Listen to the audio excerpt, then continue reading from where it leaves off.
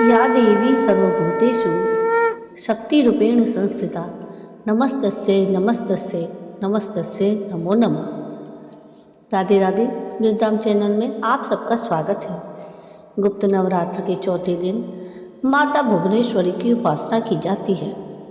माँ भुवनेश्वरी को षष्ठी की अधिष्ठात्री देवी माना गया है। उनकी साधना मोक्ष प्राप्ति, दान पुण्य और चंद्रमा से जुड़े दोषों की शांति के लिए की जाती है। माता भुवनेश्वरी को धन, समृद्धि और ऐश्वर्य की देवी माना जाता है। माता भुवनेश्वरी हिंदू धर्म में पूजी जाने वाली एक प्रमुख देवी हैं, जिन्हें ब्रह्मांड की रानी और सृजन की देवी के रूप में जाना जाता है। उनका नाम भुवनेश्वरी दो शब्दों से मिलकर बना है।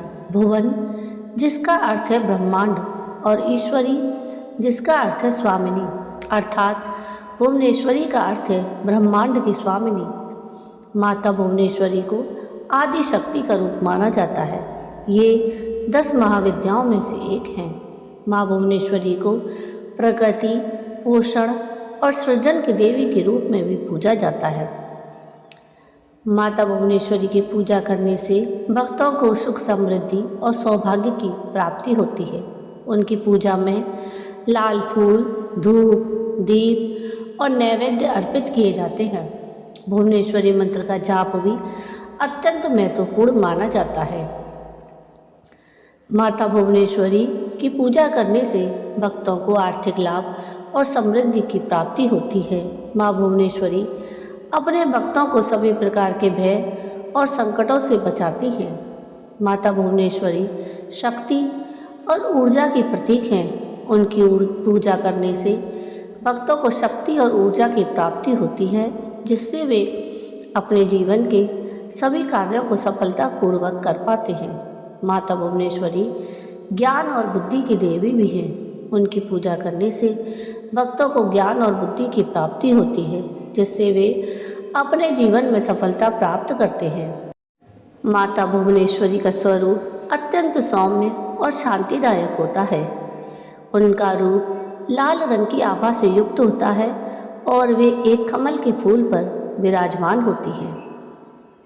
आज के इस वीडियो में हम माता भुवनेश्वरी की चालीसा का पाठ करेंगे।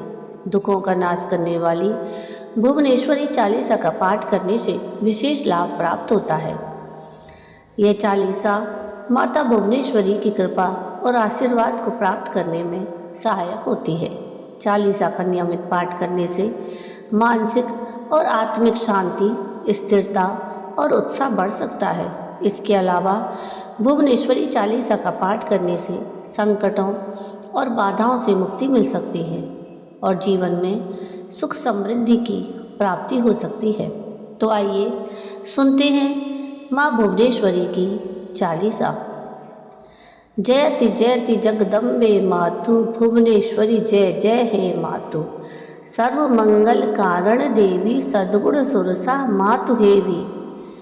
जयति जयति जगदम्बे भवानी करुणा सिंधु भक्त सुखदानी। शरणागत वत्सल भवानी सर्वशक्ति प्रदायिनी माँ भवानी। तुम ही विश्व की हो आधार, तुमसे ही सबका उद्धार। शक्ति रूपिणी तुम मात भवानी, सभी के जीवन की हो कहानी।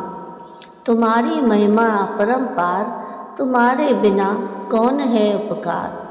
तुमसे ही सबकी होती रक्षा, तुम ही हो समस्त जगत की रक्षक।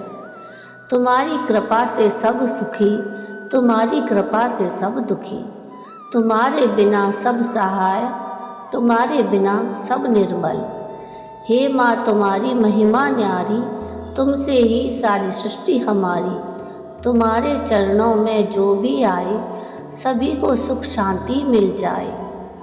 संकट में जो तुम्हें पुकारे, तुम उसकी सुधि सदा सहारे। तुम्हारी कृपा से ही हो सबका कल्याण, तुम्हारे बिना सब बेकार। तुम ही तो सबकी पालनहार, तुम ही हो सबकी उद्धार। तुम्हारी शरण में जो भी आए, उसका जीवन धन्य हो जाए। जयति जयति माँ भवानी, तुमसे ही सबकी जुड़ी कहानी। तुम्हारे बिना सब अधूरा, तुम्हारे बिना सब सूना। जयति जयति जगदम्बे मातु, भुवनेश्वरी जय जय हे मातु। सर्वमंगल कारण देवी, सद्गुण सुरसा मातु हेवी।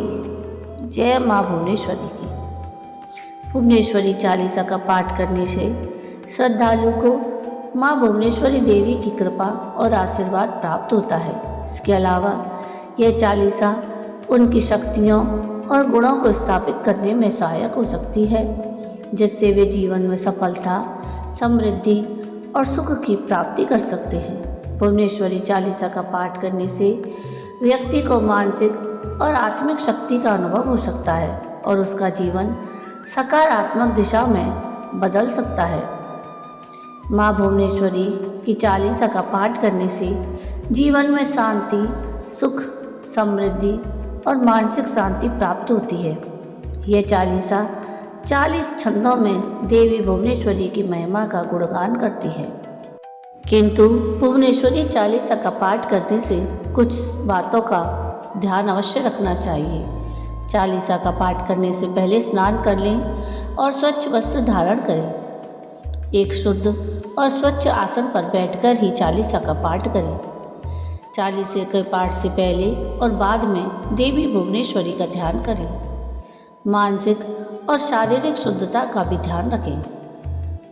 भुवनेश्वरी चालीसा का पाठ पूर्ण श्रद्धा और भक्ति के साथ करें। पाठ करते समय ध्यान को इधर उधर ना भटकाएं। पाठ को श्रद्धा और विश्वास के साथ करें। पाठ के समय किसी भी प्रकार का व्यवधान ना आने दें। पाठ के दौरान शुद्ध सात्विक भोजन का सेवन करें और पाठ को नियमित रूप से करें, बीच में ना छोड़ें। भुवनेश्वरी चालीसा का पाठ कम से कम 40 दिन तक नियमित रूप से करना चाहिए। वैसे तो भुवनेश्वरी चालीसा का पाठ किसी भी दिन किया जा सकता है, किंतु शुक्रवार को यह पाठ विशेष लाभकारी माना जाता है। सुबह के समय ब्रह्म मुहूर्त में या संध्या के समय पाठ करना विशेष लाभकारी होता है। तो ये थी माँ भुवनेश्वरी की पूजा विधि और माता भुवनेश्वरी की चालीसा। आपको आज का ये वीडियो कैसा लगा मुझे कमेंट करके ज़रूर बताइएगा। और अगर आपको आज का ये वीडियो पसंद आया हो तो प्लीज़ इसको लाइक शेयर ज़रूर कीजिएगा और प्लीज़ मेरे चैनल को सब्सक्राइब कीजिएगा और कमेंट में राधे राधे ज़रूर लिखिएगा। वीडियो पूरा देखने के लिए थैंक यू। राधे राधे।